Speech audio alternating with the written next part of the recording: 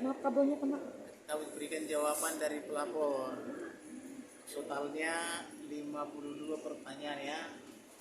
Kurang lebih 1 harian untuk menjawab itu. Nah, kira-kira itulah inti masalahnya. Seputar apa aja Bang mungkin pertanyaannya sendiri? Pertanyaannya tentang si Pelestiani, kedua tentang PT Blue Berkas ya, kemudian bagaimana proses pemilikannya sebelumnya, kemudian bagaimana perpindahannya, ada namanya pemilik zero ya, pengurus, kemudian ada pesero gitu loh. Apakah dengan mundurnya pengurus otomatis mundur menjadi pesero gitu? Kurang lebih begitulah pertanyaannya. Ada yang dibantah mungkin atau Ya tentu penegasan dari Ibu Mintarsi bahwa dengan dia mundur sebagai pesero pengurus bukan berarti mundur jadi pemegang saham gitu.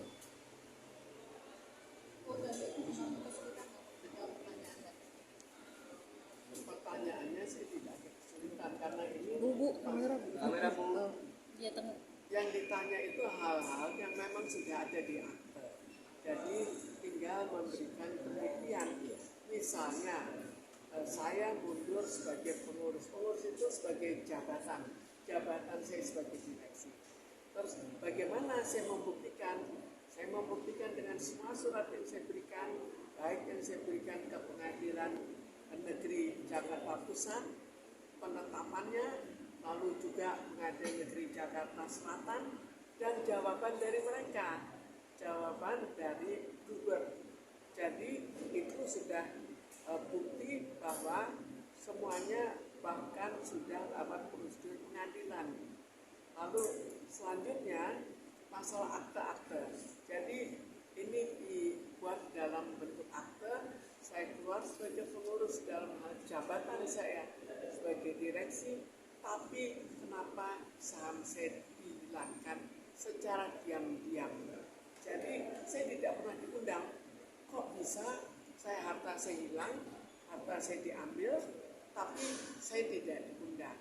Lalu kita lihat dalam peraturan, kalau misalnya kita membuat suatu akte, itu disahkan. Dalam hal CV, disahkan ke Pengadilan Negeri Jakarta Pusat. Tapi ini tidak disahkan. Artinya apa? Kan sudah tidak sah. Tapi yang tidak sah itu dilanjutkan lagi.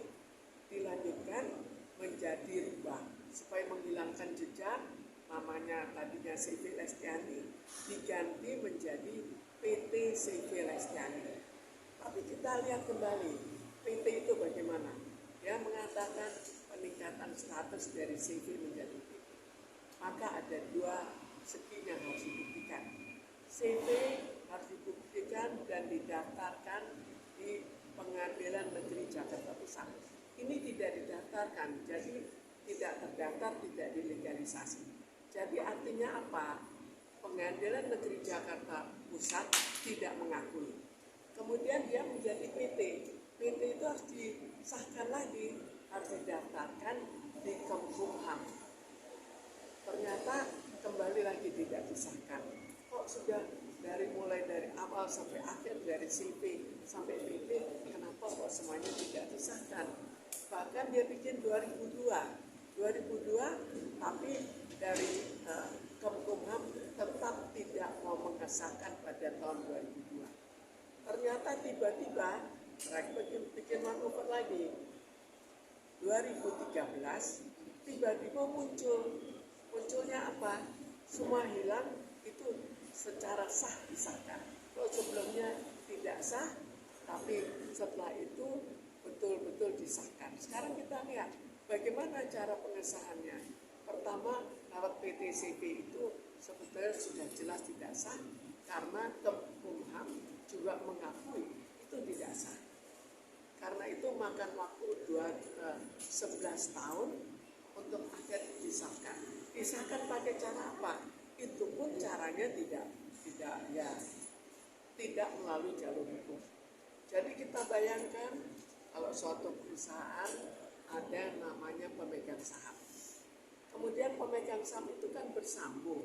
Kalau misalnya pemegang sahamnya A, akte berikutnya A, kecuali kalau ada jual beli. Kalau tidak ada jual beli, maka ini tetap A. Tapi ini enggak. Mereka bikin daftar sendiri. Daftar sendiri kan tidak sah. Setiap orang bisa membuat daftar sendiri. Tapi kenapa disahkan? Ini yang saya persoalkan juga. Oke Bu Mitasi, tadi pertanyaan, adakah yang menyinggung para pemilik pemegang saham? Salah satunya mungkin nama Indra Priawan sendiri. Sebetulnya ini tidak menyinggung nama perorangan, menyinggung orang yang berkepentingan dengan Google. Jadi sebetulnya termasuk saja, tapi tidak disinggung secara khusus. Kalau boleh tahu ini perusahaan keluarga atau Sebetulnya ini dulu waktu awalnya dibuat oleh 4 keluarga. Itu awalnya ya. Kemudian entah bagaimana 2 keluarga minggir. Akhirnya tinggal 2 keluarga. Dari 2 keluarga itu ini yang satu mengalami pemukulan, yang saya mengalami upaya penculikan. Jadi akhirnya dari 2 keluarga itu sekarang yang berkuasa setengah keluarga.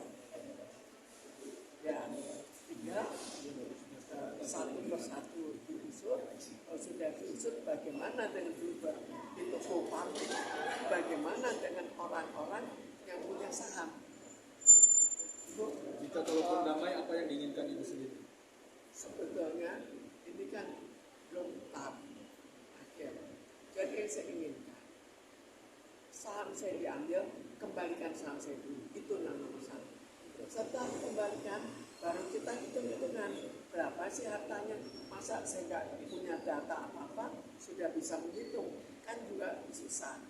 Lebih baik kembalikan dulu saham ke saya, kemudian kita ambil auditor dari luar, baru kita hitung berapa yang seharusnya dikembalikan ke saya. Dan apa hubungannya dengan saham-saham yang dijual ke masyarakat. Beberapa saksi, maksudnya yang terlapor kan berada di luar negeri saat ini. Ini gimana Bang nanti selanjutnya Bang? Saksi bagaimana? udah tinggal? Yang terlapor maksudnya kan berada di luar negeri sekarang. Oh, jadi begini, dimanapun mereka, termasuk di luar negeri, tentu ada upaya hukum untuk itu.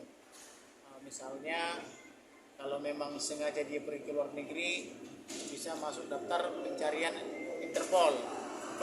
Nah, tapi saya rasa tidak mungkinlah dia di luar negeri dalam keadaan perusahaan begini, karena perusahaan itu bisa saja kita ambil kalau dia pergi ke luar negeri. Tapi saya rasa Bluebird seharusnya tidak begitu. Ini adalah kakak beradik dengan yang pemilik Bluebird, ibu ini juga pemilik Bluebird. Nah, seharusnya dibicarakanlah baik-baik, dibicarakan kekeluargaan.